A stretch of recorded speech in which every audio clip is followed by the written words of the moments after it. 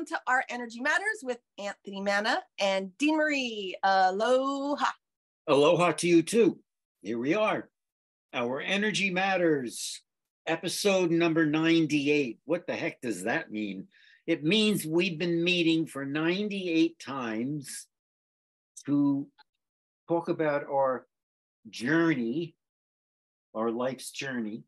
And it all began, what, 3 years ago, almost 3 years ago now, I think, right? With you invited me to your show to interview me about Loukas and the Game of Chance, which is one of my children's books.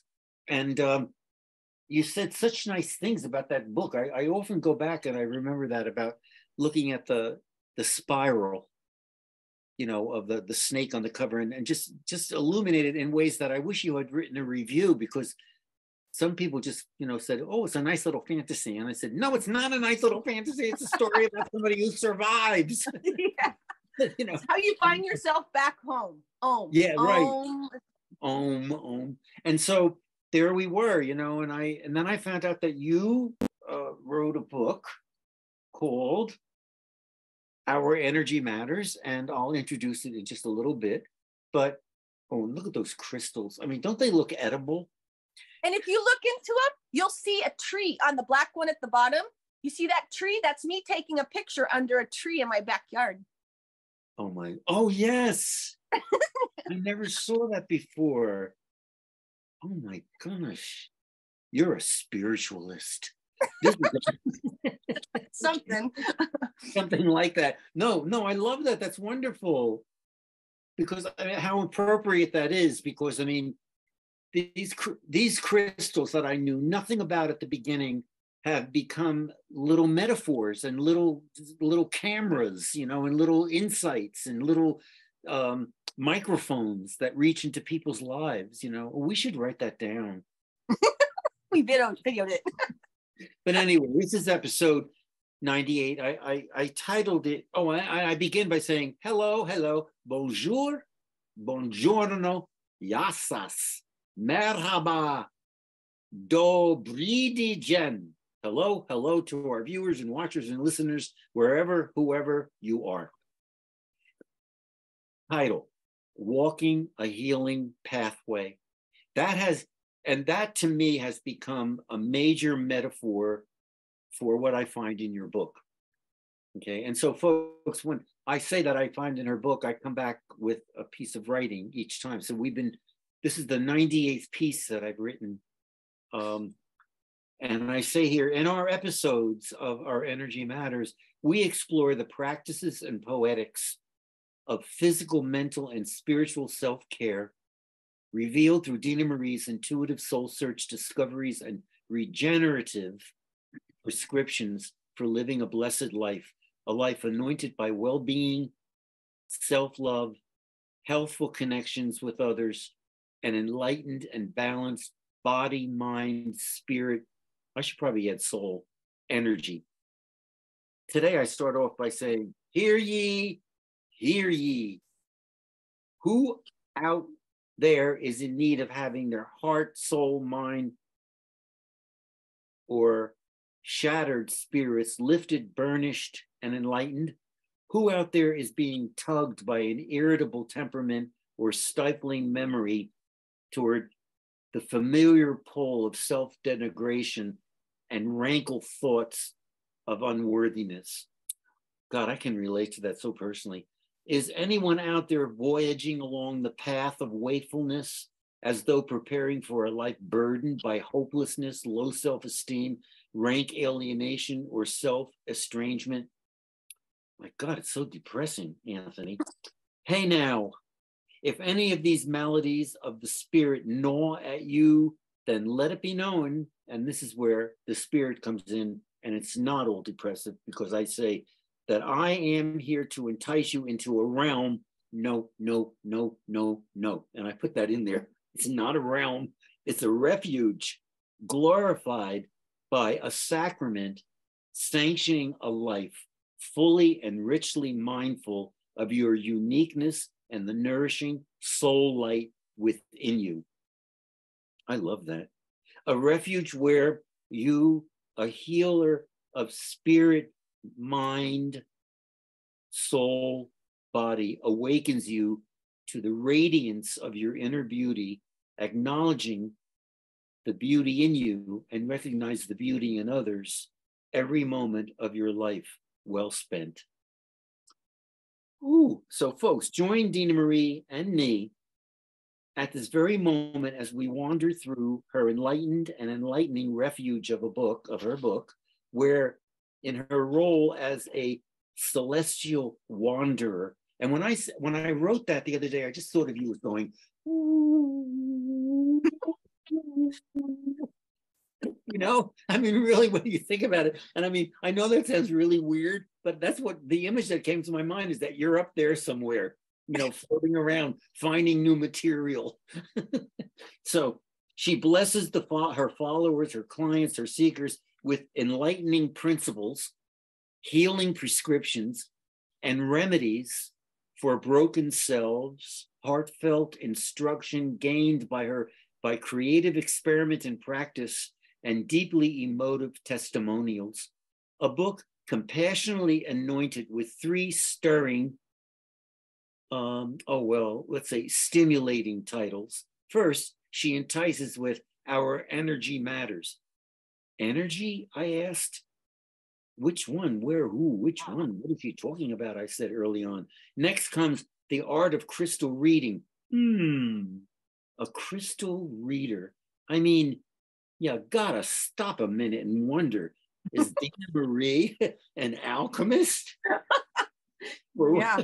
Or was that her occupation in a former life? An aside, please, everybody.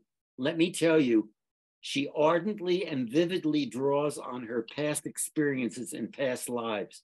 I've heard her many times. And now, title number 3, cross the book's radiant threshold and enter a protective sanctum where seekers like me, Dena Marie's anxious clients, become awakened to prayerful mind and heart alert, soulful action for, and here's the title, How to Manifest Your Heartfelt Intentions. No kidding. Please allow me to repeat an observation that I made in a previous episode of Our Energy Matters when I said intention. My dictionary told me intention includes purpose, goal, design, plan, determination, wish, desire, dream, aspiration, hope. Wow, heavenly grace. What does Dena Marie, as a spiritual healer, a healing artist, I think that's the first time I've ever called you that, have in mind by promising her seekers to make real, to make good their intentions? I'm telling you, wait and watch her explore the illuminated range of her spiritual arc. Let's do this.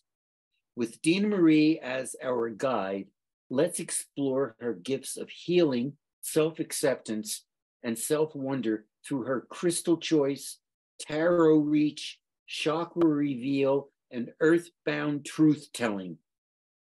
Come now, let's fathom an angelic healer's physical, mental, and spiritual soul search discoveries and prescriptions for living a compassionate life of loving kindness that radiates from the very center of your being.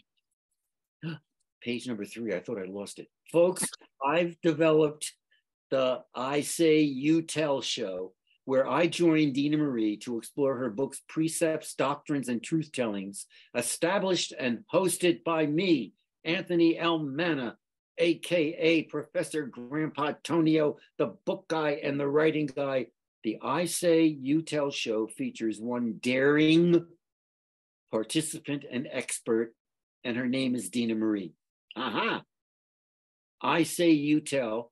To Dena Marie, I say a word, phrase, concept she states outright in her book.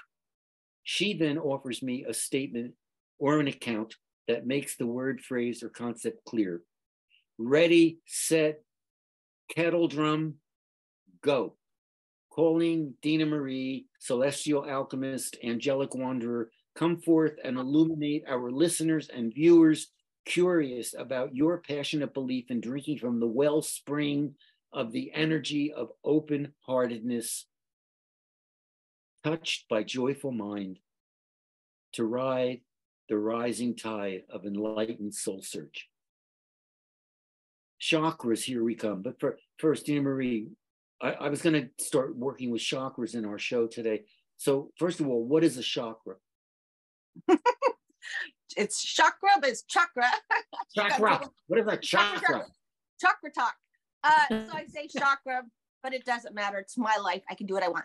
Anyway, chakra. So to me, it's like when you paint a picture in your mind's eye. That's a chakra. Some people can't do that. So I was a hypnotherapist and I tried to help them paint pictures in their mind's eye until they could do it themselves. But chakras get open and closed depending on what's going on in your life. If you don't want to see something, you're going to close your brow chakra. But the crown chakra is like every time you look up and you have that, oh my God, why didn't I think of that? That's the crown chakra. But as a kid, I lived up here. And then when I started reading books about chakras, then it made sense. All those, like the way I feel in my heart, or when someone's mean to me and I can feel it in my power center. Or if you're in love with somebody, your sacral chakra is a little bit tuned up, you know, the sexual part of yourself. And then the root chakra, how like your body, you feel it, right? But most people live right here. They think about things all the time, but they never get into their heart. So that's why the heartfelt intentions, you have to feel things to act on them. But it was just so playful to me to teach. I don't even know, because I didn't read the books on the actual chakras as much as I had to write the book about the chakras, and I didn't know how I did it. But energy systems that run in your body, and if you keep them tuned up, then you're healthy. And if you don't, but as a child, my throat, I couldn't talk. You are not supposed to talk, and you are not supposed to cry.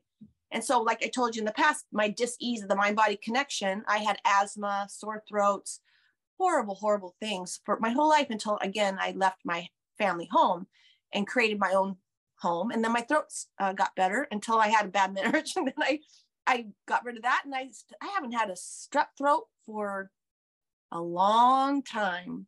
Wonderful. But chakras are something we should teach our kids. And I think quieting your mind, like a little girl that I was reading the other day, her voice is so mean to her. So that's an overactive throat chakra and brow chakra, blah, blah, blah, monkey mind.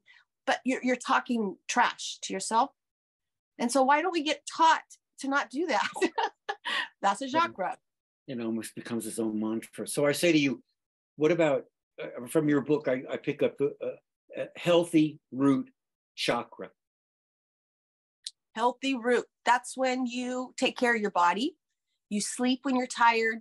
You eat really good food. You get out into nature. This is your vehicle. Your root chakra is really your body. The root chakra is the earth, and it's your connection to the earth and your mother. But most people, when they live in there, like for me, when I'm really too up in my head, I get bruises all over my body. And I don't even know how I got them because I wasn't in my body. And you and I tend to have these chakras open. So we have to exercise every day. I love stretching. You can call it yoga, whatever, but it gets us back into the lower chakras where we can actually not go crazy with our minds, thinking so much. Yes. So exercises for your root chakra. And also, you know, I rest now. Like I'll wake up an hour before I have to get out of bed and I rest. I just lay there in the silence, and it's so healthy. Wonderful. Yes, it's so healthy. It's wonderful. That's the best time. I mean, I like that time so much, especially sometimes it's my best writing time because it's so quiet. And, you know, and I center, and it's not like a selfish centering, you know, like, oh, I want to be here and leave me alone. You know, it's just that it's kind of meditative, you know, and I just love that part. So what about a root chakra blockage? A root chakra blockage. I will bring myself up. So my mom was pregnant in high school, and she, you know, with me, she had to quit high school and stuff. So I've always had a root chakra issue because I was pretty much not a really wanted child. So sometimes when I go back to people's healing, it'll go back to being in the womb or their trauma of birth, or, you know, not being connected to your mother, which is really, really rough. I've had so many clients, it takes months to move through that. But again, being blocked would be me being out of touch with my body, abusing my body, right? With, you know, what people eat nowadays, that is not helping your root chakra. But a blocked one is usually has to do with also abuse. So when people are being physically abused, they live in their heads because they, or sexually abused, they can't be in that chakra. It's too painful. So I work with them over a long period of a time, usually with the throat chakra, talking about childhood abuse. But root chakra is like past lives. We've been tortured. We've been all kinds of things. The body has been abused. And so people will come back for readings with me with a root chakra that's missing. Oh gosh, and it's really hard to get people back into their bodies after childhood abuse. It really is. It's very difficult. I can see that. When you were talking about this, I was thinking also about, because of the root for dancers, a dancer has to be so connected to that because it's where it begins, obviously with the feet, obviously with that part of the body, and that connection for some people who've turned to dance, it has been their liberation, in the root chakra, Yeah. Root chakra and sacral chakra, that is the prescription, right? That's why we love to dance. That's why we love to exercise. You eat really well. I eat really well. We just take, like you said, you just ran on your treadmill for an hour. You weren't even winded. Yeah, no, I loved it. It felt good. Actually, I thought, am I going to be able to make this? What about, because your book it's so powerful in terms of the prescriptions or the remedies. So what's a root chakra prescription? First thing, Mother Earth, get outside. I go to the beach. It was so much fun yesterday. I'm laying there and I go swimming. Swimming, that's the root, right? That's sacral. You got water and earth. And I'm outside in the sunshine, which is your solar plexus. And this little girl just gets her little feet wet, right? But by the time she was done, we were best friends and we were swimming together. And her mom didn't even know. She was just sitting up there on her towel, whatever. But the little girl and I are going to meet because I'm bringing my grandkids over. Oh. Get outside. Why are people inside? I don't understand it. And that's why I'm by myself all the time, because it's like I have to be out there. And as soon as I lay down on that ground, everything that is buzzing just goes away. Oh God, it's so revealing. Sacral, healthy sacral. Oh gosh, it's when you're spontaneous. You and I have together as a relationship, you make me laugh so hard and it's so easy, and it's reciprocal. Like we go back and forth in conversation, we care about one another. But a healthy chakra is when you're connected to other human beings in a positive way. Like me and that little girl yesterday, we did it. We talked to each other. We had a short little relationship. How many people are sitting in their house? Gosh, so many people are just hooked onto the internet all day long. That's not a relationship. It's not real. Yeah. So, and we have to, especially now with kids being mesmerized by electronics, it's root chakra, because they're not in earth, right? They're not connecting with other people. It's taking away all their root chakra energy. They're not grounded. They're not social. It's really, I like what we're doing, but people that are interacting with, let's say, videos all day or video games, it's blocking all those chakras and their power chakra. I'm just really concerned. I'm really concerned for from 20 to 30, what's been going on, right? Well, sure. I'm thinking, when you were a child, did you play a lot with other kids? Oh yeah. I was always the one like, oh, I wonder who's home so I can knock on their door and we can get something going out in the front yard. That was just normal. Right. And I did, I was known in my neighborhood to direct performances. We were like, 8 and 9 years old, and we would do these performances right out there on the front lawn, or something. And now that I back on it, I think it was so healthy to be out there, outside, And I gotta say something beautiful about what you said is like, I used to do the Wizard of Oz, right? And we'd all be characters and we react.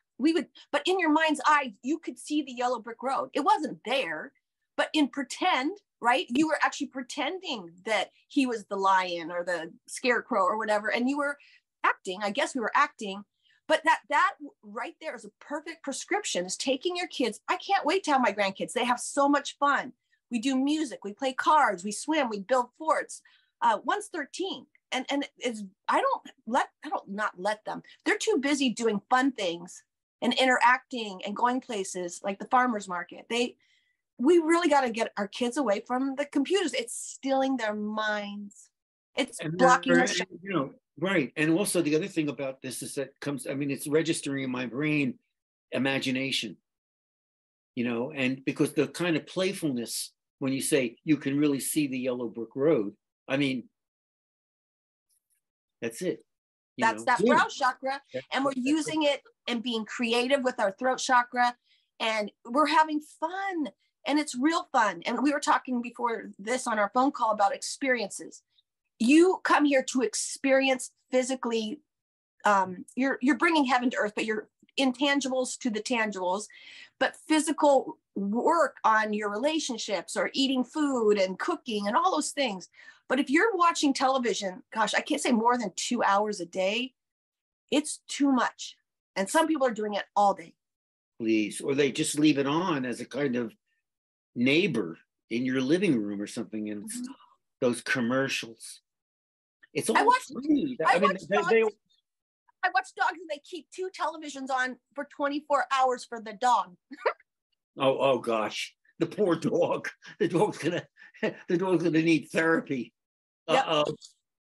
There she is again, our imaginary producer, saying it's time to end this episode of I Say You Tell. Okay, so look, I'm going to end the quiz today. I was thinking about your prescriptions for healing a broken soul, and I wondered, really, it was like, are you familiar with Pema Chodron's revelation about the journey and the reach of the internal arc of soul healing? Here's Pema. I'm going to quote her. Instead of transcending the suffering of all creatures, we move toward the turbulence and doubt. We jump into it. We slide into it. We move toward it however we can. We explore the reality and unpredictability of insecurity and pain, and we try not to push it away. I mean, is that you? So, I mean, that's really, I mean, I read that and I thought, in your stories in your book, when people come to you and you're saying, come on, we're going to work on this. You know, you're not here to get a crystal and then leave, like, you know, like it's a pill, a certain pill will make everything go better. Right. Yeah, it's important to do your homework. And I was a client that came up, oh, so you want me to do homework? I'm like, yep, that's it. So the prescription is something that'll help you open that block chakra. I write it down. I give you 3, usually 3 different ones you can choose from. So there's not that one just always like bugging you. And then you go and you do something, but that's homework. And if you're not doing your homework, no one can do it for you. Oh, I love to hear that. And I think that, well, there we go again. I say it, indeed, our energy matters, because that's, you're giving them, you're helping them to relate to their energy, their life force. If you want to move closer to Dena Marie's wisdom, then listen to her weekly radio show, Lift Your Spirits, on 1150 AM KKNW. And if you go to her website, dena-marie.com, you'll find out a lot about the radio show, but you'll find out a lot about her and the core and her teaching, her healing practices, and so much more. She's also very active on Facebook, and she gives beautiful photographs of where she lives on the coast, the western coast of the United States. So startling photographs of the island she inhabits. My website for an interview with Dena Marie is at anthonymannabooks.com. If you go to my website's media section it's called the Podbean Podcast, there are lots of interviews there, and one of them is with Dena Marie. And what else do you find? And you're going to be my co-host the first Friday of the month from now on. Oh, I love that idea. You brought that up today, you know, and I think it's a great way to really to almost re-explore some of this journey that we've taken for these 98, 99 And we talked on the phone probably a year before that. Yeah, I know. Uh-huh. So it's really startling to think that we'll continue. Now we have this written stuff, and I mean, it's like we can go back to them and just pick and choose all over the place. I mean, it's just like, well, I say, in my introduction today, I say, enter a refuge glorified by a sacrament sanctioning a life fully and richly lived moment by moment. And that's how I connect with you in terms of, your writing and your healing is supreme. Oh, now we must go away. Thank you, everybody. Next week, Anthony Manna, you'll lift my spirits. For 99, number 99, soon to happen. Okay, take good care. Bye. Bye. Aloha. Bye-bye. Aloha.